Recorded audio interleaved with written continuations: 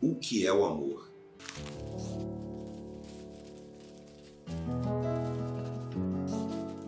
O grande poeta, sambista, um dos maiores nomes do samba no Brasil, da música popular brasileira, Arlindo Cruz, tem um samba belíssimo, em que ele pergunta o que é o amor.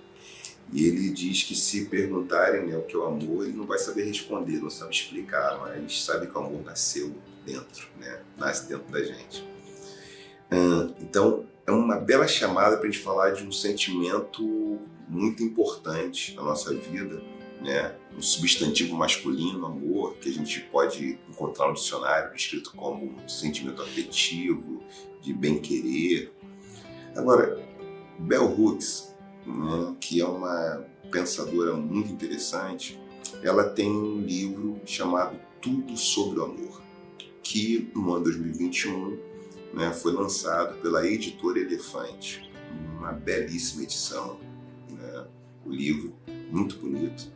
E no prefácio, edição brasileira, Silvane Silva diz algo muito importante. Ela fez uma bela leitura do seu prefácio e ela diz o seguinte: se o desamor, pensando com Bell Hooks, está na ordem do dia, falar de amor é revolucionário.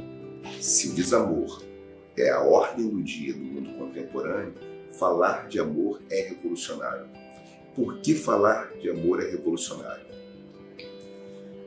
Quando a gente fala de amor, então tem muitas fantasias românticas em torno do amor. O amor é entendido muitas vezes, autorizado, ele é pensado, apresentado, glamourizado nos romances, nas canções populares, muitas vezes mais pela sua ausência, como diz Bell Hooks, do que pela sua presença. Muitas canções populares que tratam de amor, às vezes enfatizam a sua ausência, a sua falta, E a gente tem também muitas comédias românticas no cinema mundial. Tem comédia romântica, tem romances, mas tem uma maneira de tratar o amor. A gente pode pensar o amor junto com Bell Hooks, junto com Sobon Fussonet, junto com Orunmila, junto com Amenhotep, filósofo do Egito Antigo, filósofo do Kemet, de uma forma que eu considero bem interessante com essas leituras, que é entender o amor como o afeto do equilíbrio, o afeto que nos dá harmonia, o afeto que nos mantém, vamos dizer assim, fora de dois caminhos que são perigosos: implosão afetiva e explosão afetiva. Implosão e explosão afetiva a gente pode chamar da seguinte maneira, entender da seguinte forma: as pessoas implodem afetivamente porque elas produzem toxinas afetivas que as prejudicam. A gente fica prejudicado por ansiedade, medo, raiva. Esses sentimentos às vezes nos tornam a nossa vida mais difícil, porque a gente não pode não saber lidar com esses sentimentos. Então, não saber lidar com esses sentimentos provoca muitos danos para a própria pessoa. As explosões afetivas, os danos, além de serem para a própria pessoa, são danos para outras pessoas. Então, se a gente imagina os casos de ataques em massa que envolvem muitos jovens de 15 a 29 anos, homens de 15 a 29 anos, na maioria dos casos, muitos estudos apontam para isso. E quando eles fazem um ataque em massa, então um ato de violência, que pode ser entrando numa escola ou entrando no seu ex-emprego e cometendo assassinatos, eles estão explodindo afetivamente. O desequilíbrio foi tão grande que eles estão explodindo.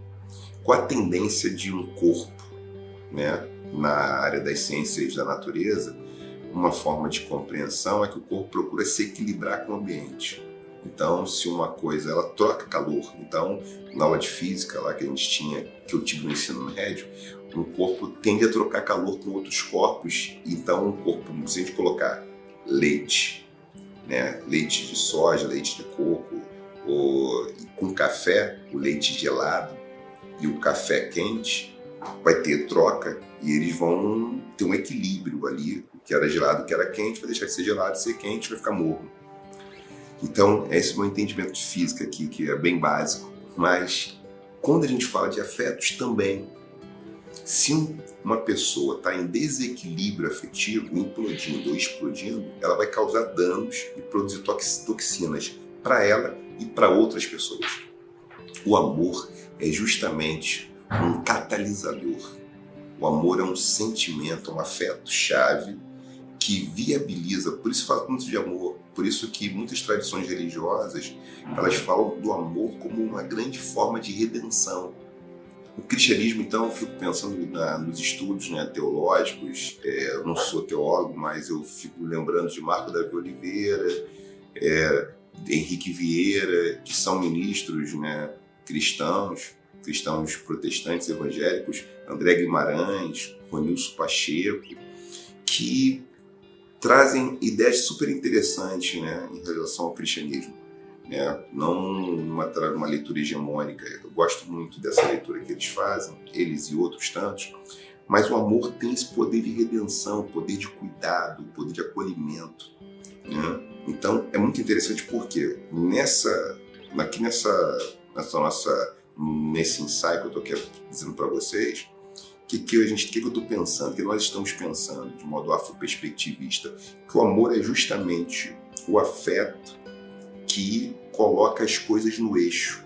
Não que a gente vai deixar de sentir raiva, deixar de ter ansiedade, deixar de ter todos os sentimentos, emoções, pensamentos, ideias que são comuns ao ser humano.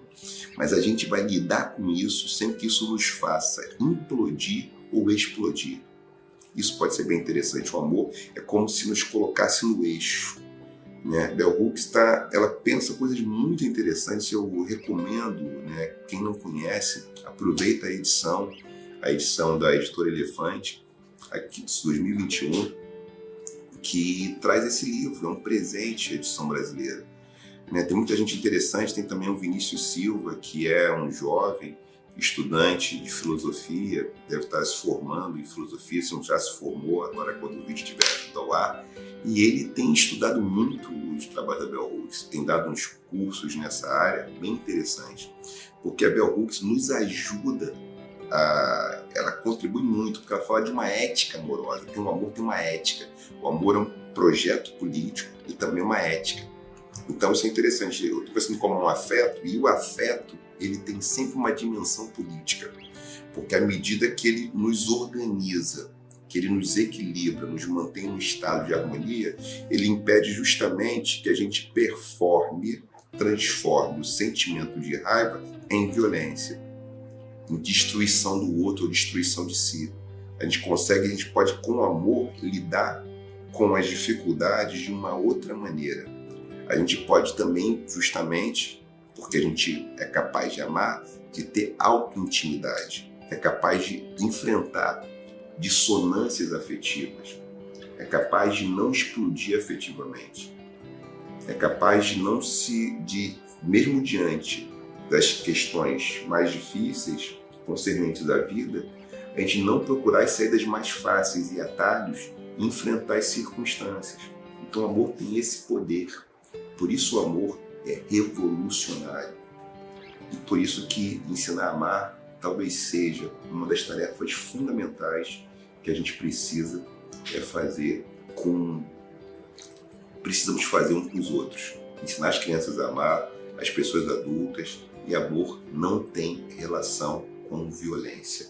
Então se uma pessoa diz que ama e ela agride, ela bate, ela machuca, ela precisa fazer um exercício afetivo para que o amor que ela diz sentir se torne realmente o amor no seu sentido mais genuíno, que é a capacidade de nos manter em equilíbrio, nos humanizar. Talvez seja essa uma das tarefas fundamentais, concordo com o Bell Hooks. O amor é uma tarefa, o amor é um exercício político fundamental para a gente transformar a sociedade. E aí, a gente consegue se amar?